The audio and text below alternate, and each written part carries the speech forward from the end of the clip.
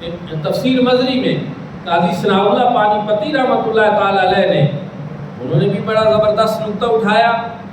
انہوں نے کہا کہ نماز کا حکم پہلے ہے، قربانی کا حکم بعد میں ہے.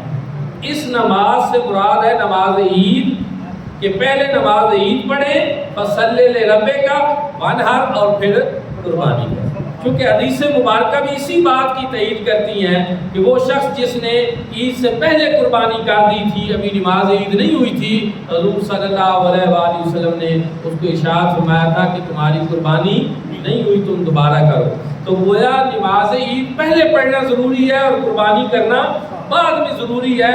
تو اللہ رب العزت نے بھی قرآن پاک میں جہاں حکم ارشاد فرمایا تو فرمایا فصلی لربک، فصلی تو نماز پڑھ. نماز کا حکم پہلے، وانحر قربانی کا حکم بعد میں. نماز عید پہلے اور قربانی بعد. ایک مسئلہ البتہ میں یہاں اور بیان کیے دیتا ہوں کہ جہاں کسی شہر میں بہت ساری جگہوں پہ نماز عید ہوتی ہو تو اس کے لیے کیا احکامات ہیں؟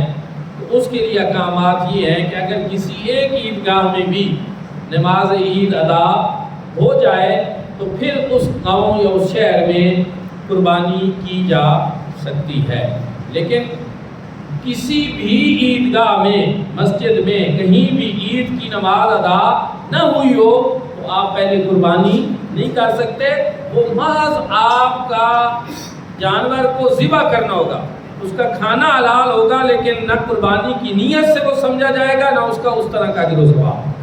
محض گوشت ہوگا حلال، ذبح ہو چکا ہوگا، لیکن وہ آپ کی قربانی نہیں سمجھی جائے گی. قربانی کے لیے ضروری ہے کہ نماز عید کے بعد ادا کی جائے، جیسا کہ یہاں بیان کیا. دوستان ذکر پھر ایک اور چیز بھی ہے، قربانی کا فلسفہ، اس کی حکمت کیا ہے؟ بظاہر ہم جانور کو ذبح کرتے ہیں، لیکن اس میں ایک ترغیب ہے، اس میں ایک یاد دہانی ہے ہمیں کہ یاد کرو اس ہستی کو کہ جب اللہ نے اس کو حکم دیا تو اس نے اپنے جوان بیٹے کی گردن پہ چھری چلا. اگر کل ضرورت آ جائے دین کے لیے، اسلام کے لیے، کلمہ حق کی سربلندی کے لیے کہ تم بھی اپنی جان کے نذرانے پیش کرو، تو پھر قربانی کا جانور ہم اس یاد دہانی کے طور پہ قربان کر کے اس عزم کا ارادہ کرتے ہیں کہ آج ہم جانور قربان کر رہے ہیں، کل ہماری جان کی ضرورت بھی پڑے تو ہم وہ بھی پیش کر دیں.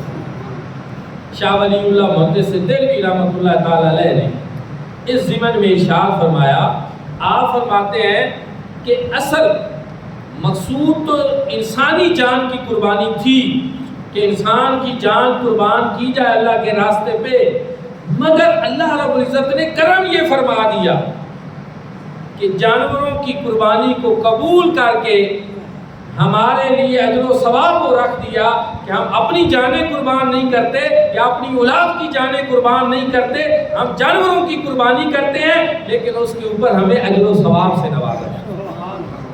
چاہیے تو یہ تھا کہ ہم اپنی جانوں کے نذرانے اللہ کے حضور پیش کریں، لیکن اس پروردگار نے مہربانی فرمائی اور ہماری جان بخشی فرما دی. فرمایا کہ تم جانور کو ذبح کر دو، یہ تمہارے لیے کافی ہے.